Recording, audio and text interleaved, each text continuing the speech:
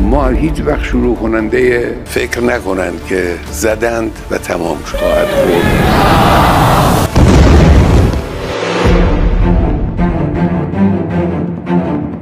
ইরানের সঙ্গে চলমান যুদ্ধের প্রেক্ষাপটে নতুন পরিকল্পনা সামনে এনেছেন ইসরায়েলের প্রধানমন্ত্রী বেনিয়ামিন নেতানিয়াহু।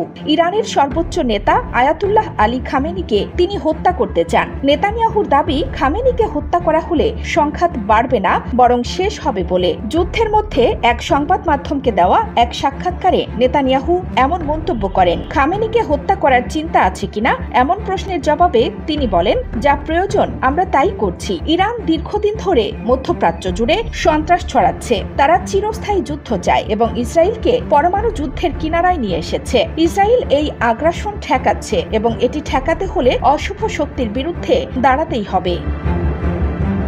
তবে কেন খামেনিকে হত্যা করতে চায় ইসরায়েল? আন্তর্জাতিক বিশ্লেষকরা বলছেন, ইরানের রাজনৈতিক কাঠামোয় সর্বোচ্চ ক্ষমতা ও সিদ্ধান্ত গ্রহণের কেন্দ্রবিন্দুতে রয়েছেন এই ধর্মীয় নেতা। খামেনির নির্দেশেই পরমাণু কর্মসূচি পরিচালিত হয়। তার অনুমোদনেই হিজবুল্লাহ, হামাস সহ মধ্যপ্রাচ্যের বিভিন্ন প্রক্সি গ্রুপ সক্রিয় থাকে। ফলে তাকে সরাতে পারলে গোটা ইরানি রাষ্ট্রযন্ত্রে এক বড় ধরনের ধাক্কা লাগবে। এটাই হয়তো ইসরায়েলের কৌশল। ইসরায়েল বরাবরই দাবি করে আসছে, ইরান তাদের অস্তিত্বের জন্য হুমকি। ইরান পরমাণু অস্ত্র বানানোর পথে এগুচ্ছে বলে আশঙ্কা করে তারা। পাশাপাশি গাজায় হামাস ও লেবাননে হিজবুল্লাহর মতো সশস্ত্র গোষ্ঠীগুলোকে ইরান যে সহায়তা দেয় তাতে ইসরায়েলের নিরাপত্তা প্রশ্নে পড়ে। তাই ইসরায়েল ইরানের সামরিক কাঠামো ধ্বংস করতে চায় এবং সেই প্রচেষ্টায় খামেনি সরাসরি একটি টার্গেট হয়ে ওঠেন।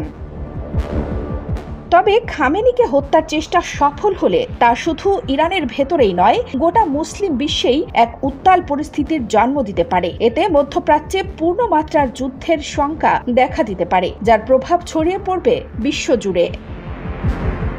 কানিস ফাতেমা, নিপা, খবর সংযোগ।